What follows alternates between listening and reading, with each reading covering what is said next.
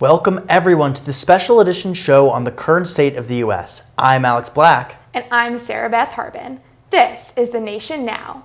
In this show, we're looking at the first year and 4 months of the Trump administration. We have ICE escalating the roundup of undocumented people. U.S. Special Forces took the Venezuelan president into custody. We are in a prolonged conflict with Iran, causing gas prices to skyrocket. On a positive note, NASA completed a record-setting mission around the moon and back. We have reporters out in the field covering all of these events. But we begin tonight with a record-setting protest on No King's Day that continues now. Jada Hunt visited downtown Greenville, where a group of protesters have been participating in a hunger strike. Jada? Today marks the first day of a 5-day planned hunger strike at Greenville City Hall. The protest is in response to the current administration's immigration policies. The message is clear: 5 days without food for the over 500 children in ICE detention centers. The amount of stories coming out of Philly and the other detention centers containing children is just outrageous. I'm a mother myself, and I can't imagine watching my child and not knowing if they're going to survive being in the place that we're forced to be in. Over the 5-day schedule, protesters organized a series of events leading up to the strike. On Monday and Tuesday, they held public rallies to raise awareness and build support. By Wednesday and Thursday, their focus shifted to action through advocacy, as they wrote letters to legislators and messages of solidarity to children held in ICE detention centers. We've been presented with a moral crisis, and we have to ask ourselves, what can we do to help these children? Multiple representatives in the upstate community came out to share their own thoughts on the current administration's policies, citing issues with inhumane conditions, violence against immigrants, and the cost on taxpayers. So we've got to take those billions of dollars going into detention. And by the way, depending on what news story you read, it's $167 a day per person being detained. And that's for deplorable conditions that we've heard about. While protesters say that their goal is to promote a sense of community and closeness, their message hasn't always been well received by onlookers. We have been here outside City Hall for 5 days. Today's the last day, 24/7. So we've seen there's been a good amount of people being educated, just asking questions. They didn't know about these things. We have a lot of engagement, storytelling, things like that. We've had a shocking amount of negativity, and it's just people who don't want to have a conversation. They just want to say a nasty thing and run away.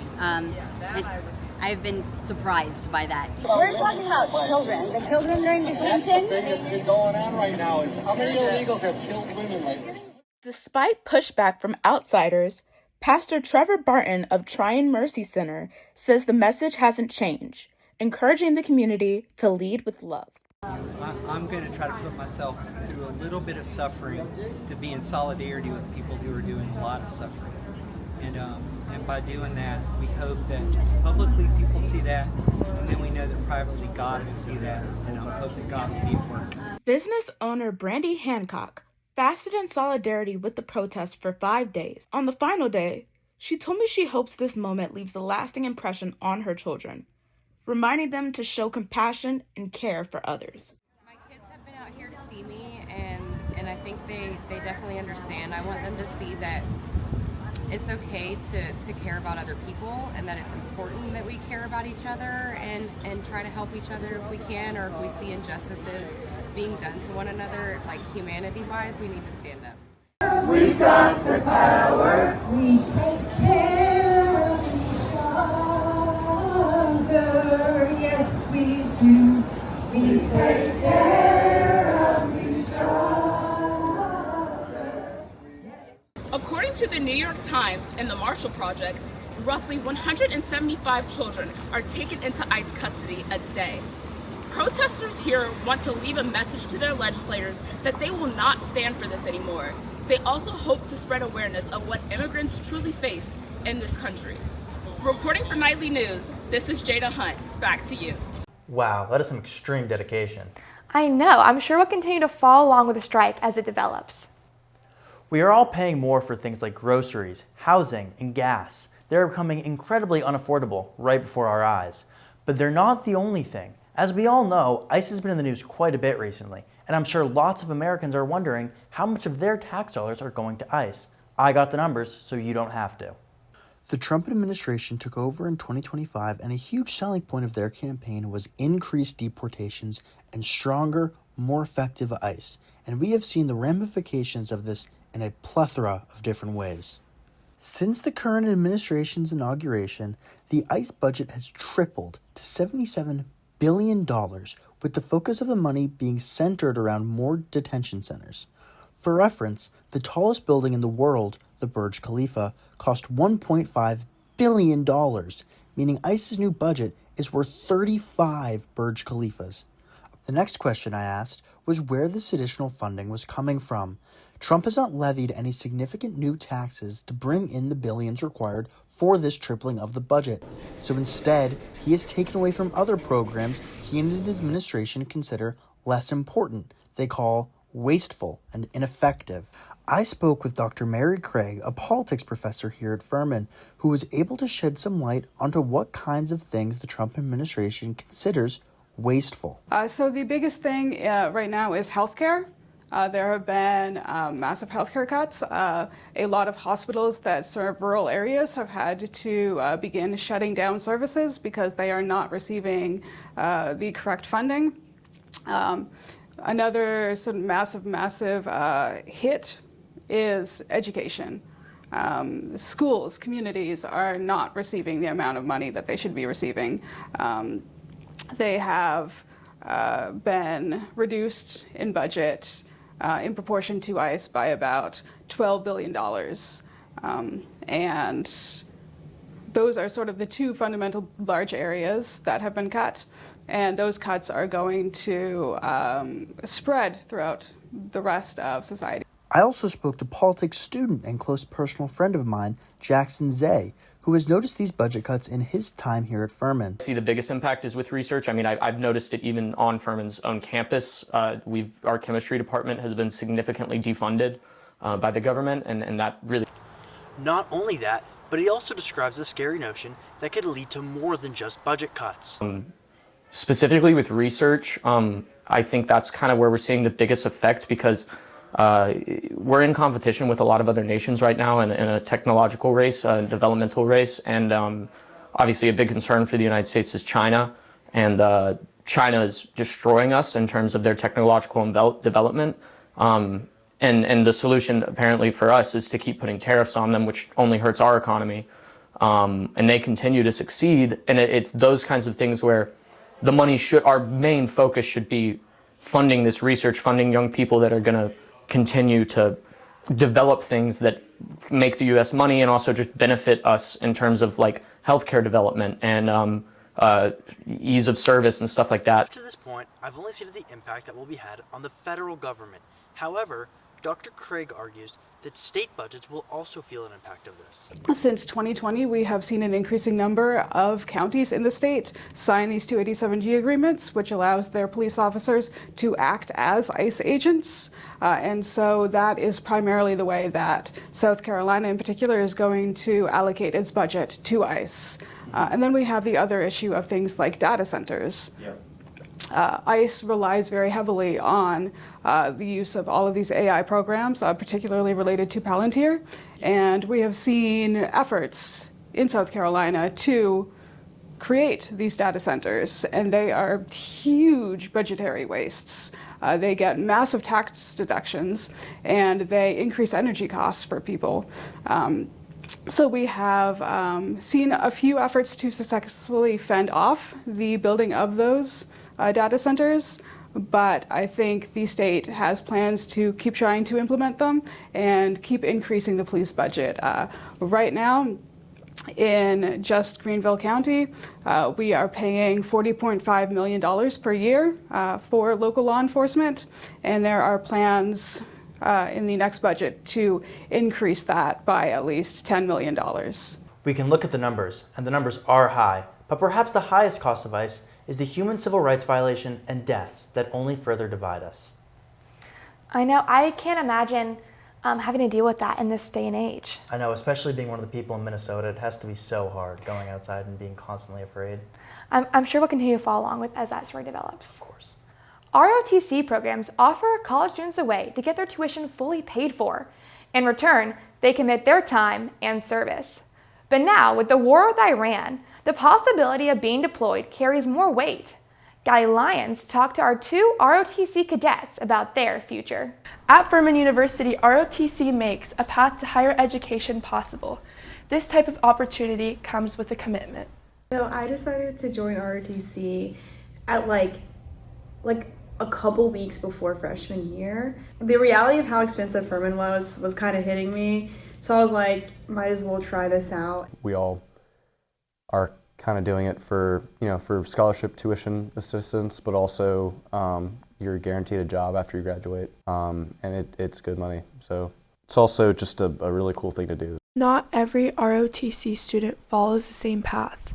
Some plan for full-time military careers, others balance service with civilian life. So after graduation, I know I'll be an AG officer, which is basically like human resources for the Army.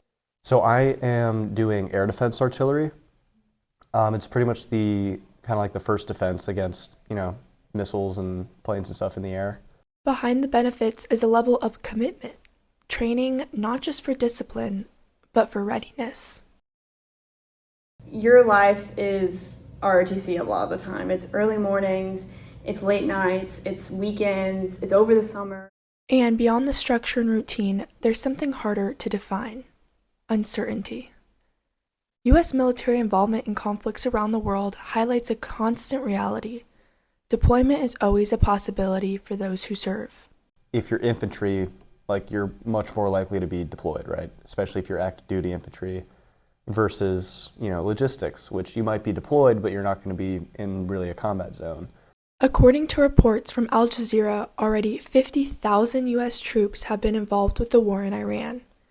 And according to U.S. officials, by the end of this month, thousands of additional troops are expected to be sent to the Middle East. I would say a little scared, I can't lie. Obviously it's scary, there's a lot of tension in the world today, and obviously everything that's going on in Iran, that's a little daunting. While ROTC cadets are not automatically deployed after graduation, their first assignments depend on the needs of the military at the time they commission. Not everyone's doing it because they want to go fight in a war. Even with perspective, cadets know that as a country, the U.S. faces effects of this war, such as skyrocketing gas prices and other economical challenges. That is path dependent on when the war and the conflict end. In addition to Scott Besson's statement, and with the Trump administration's recent extension of a ceasefire on Iran that was announced a couple days ago, there is no telling when the conflict will end. For Bowen and Summer, they don't expect to be deployed, but as more troops are being sent to the Middle East, they have to be prepared for anything. I'm Gali Lyons for Greenville and Nightly News. Back to you.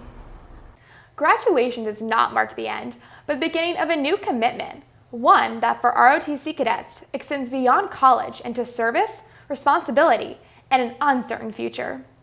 Alex, I think it's important to remember that these cadets committed to the military under a completely different administration and in a different international context. Yeah, for a lot of these parents, they've got to be so worried about what their kids are going through, because when they originally committed, we weren't in a war with Iran, and now we are. These parents have to be so worried.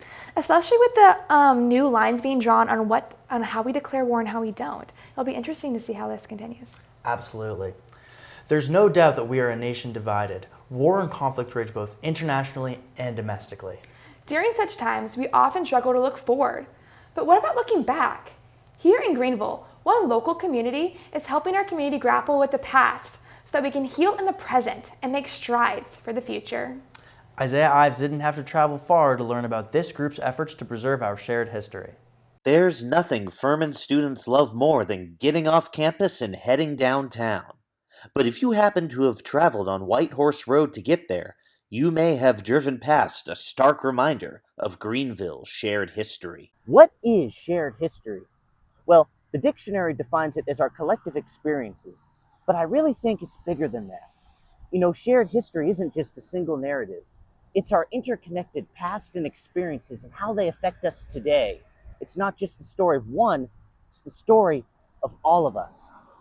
And you know, here in Greenville, South Carolina, one group, the Community Remembrance Project, is working hard to help us confront some of the darkest moments of our shared past in hopes that we're able to find healing in the present. Our purpose is to commemorate those victims of racial terror violence and help to preserve the social memory of our community by engaging in more honest conversations about our shared history. With support from the Equal Justice Initiative, the Community Remembrance Project works to ensure that victims of racial terror are not forgotten. One of these victims was a man named Tom Keith. Tom Keith was a farmhand, lived with the family. The story that's told is that he fell asleep in one of the children's rooms. Mr. Keith was violently awoken by his employer, who struck him on the head with the butt of a rifle. His employer told him to leave and never return. Unfortunately for Mr. Keith, he never had the chance. Before he could leave, the townspeople heard what had occurred. And from there, you know, it's just, they riddled him with bullets and so forth. Tom Keith's story was not a standalone event. The Equal Justice Initiative has identified 3 other victims of racial terror in Greenville County. Their names were Ira Johnson, George Green, and Robert Williams. Tragically, it is a certainty that they were not the only victims. We know that there were other victims of racial terror violence in Greenville County, but EJI has certain criteria in their research that identified just these 4. Once EJI has identified a victim, a special soil collection ceremony is held. This powerful event provides a way for the community to confront and reflect upon the legacy of racial terror, as well as honor the victims, few of whom received any burial. Simultaneously, community awareness events are held to educate the public about the history of racial terror in their communities. This process matters deeply, not just because it honors the victim, but also because it raises awareness. Where stories have been passed down, they kind of held those stories close for fear of retaliation or something happening to their families. So people were unaware. Part of our responsibility is to create awareness and make sure that those victims are not forgotten.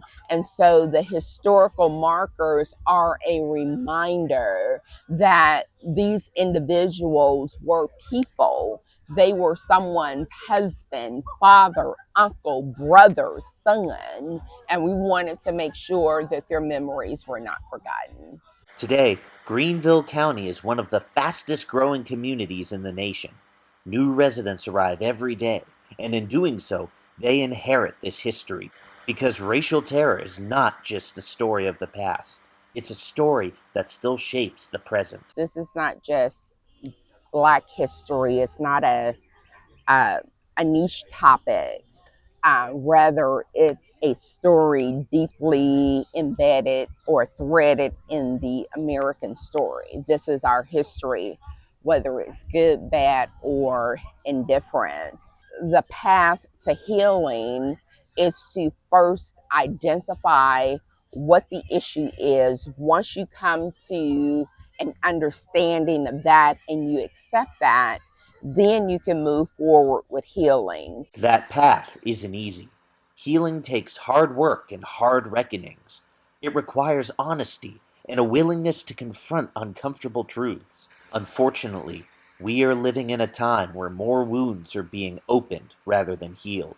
History is being challenged, altered, or erased, replaced with narratives that do far more harm than good. To try to erase our history or alter our history or change the narrative, that's very dangerous. It does a great disservice to our community in terms of healing. It's the truth, whether people like it or not.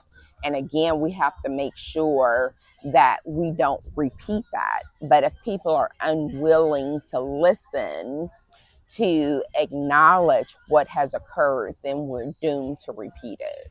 This is a future the Community Remembrance Project is working hard to prevent, because our story is not yet over. As long as we are willing to confront the past, we still have the power to shape what comes next. Through reflection, education, and collective learning, remembering our shared history becomes far more than just an act of the past. It becomes a way to heal and move forward into the future. This isn't a one and done. It's a continuous conversation to help create a just society and make sure that everyone has an opportunity to live and thrive. At the end of the day, part of our mission is to help create a more just Greenville for everybody. It's hard to believe that history so dark could happen right here in Greenville. I know. I'm glad there are organizations out there like the Community Remembrance Project that are working to shed light on this history. Oh, of course. For more information on the Community Remembrance Project and to learn how to get involved, visit the Remembrance Project website. It has been 56 years since NASA last sent astronauts to the moon, but this week, 4 astronauts are recovering after a record-breaking mission that took them around the moon. It was truly an historical flight. Like most of us, Harrison Baer was glued to his TV too.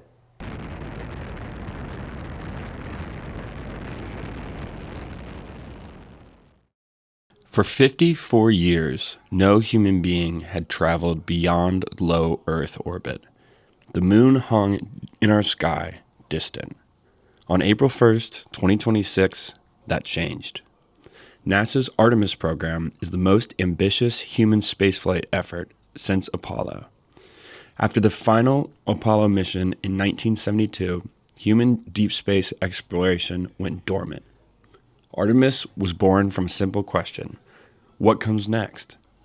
Now, the astronauts have made their most ambitious move yet. But was it a success? Here's Dr. Moffat's response, an astronomer at Furman. I'm wondering if you thought the mission was a success. I would say it was. The first one launched was a test of the actual vehicle, and they learned a lot from that. And but now it was a test of the vehicle with people in it. So did the capsule work? Were there any failures or anything that needed to be fixed or added or upgraded that things like that? What's the first thing that failed on the rocket on Artemis 2? I can tell you, the toilet. Oh yeah, that's what it, yes. And thankfully you have engineers there, and one of them was a physicist. There were other tiny little failures which happened, which again, these are tests to see, does the vehicle work? Will it get them to the moon, 1, and 2, will it get them to the moon and then allow them to land on the moon and then return? So they proved 2 of those already, got to the moon and returned with no weird side effects other than the tiny failures. So I'd say the success was getting there and back, but also identifying all the things that they needed to fix along the way. And then the second thing is trying to inspire future exploration, because they're there in person, getting to see this front row seat. Artemis 2 was proof of NASA's moon travel capabilities. But to understand what it achieved, you have to go back to where it started.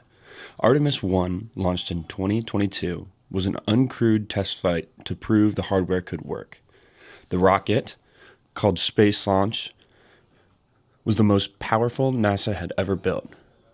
The spacecraft Orion was built to carry humans farther from Earth than they had ever gone before. The ship flew, it worked, and from there, the possibilities grew. Now with Artemis 2 as a success, NASA targets 2027 for Artemis 3, returning astronauts to lunar orbit. The first lunar landing is targeted for early 2028. When that happens, human beings will walk on the moon for the first time since 1972. However, this plan will have its challenges. If you want to live on the moon, you're going to have to build your habitation underground to protect you from radiation, extremes in radiation, and micrometeorite damage as well. So at least with the moon, you don't just set the structures on top of the surface, you kind of want to shield yourself underneath. And you also have to be close to the resources that you need. And again, I mentioned the resources earlier, water, air, things like that. Well, we can recycle air to a certain degree. Water we can recycle to a certain degree, but we don't want to carry that much water. Well, it turns out the moon has water. And that wasn't found out until after the astronauts had already left. We didn't know the moon had water. We thought it was a barren rock in space. But it turns out there's plenty of water on the moon's surface, but it's in places where the sun doesn't hit the surface. Artemis is named for the twin sister of Apollo in Greek mythology. She's a goddess of hunt, wilderness, and the moon itself. The name carries a message. We were here before, and this time we're going further than we did.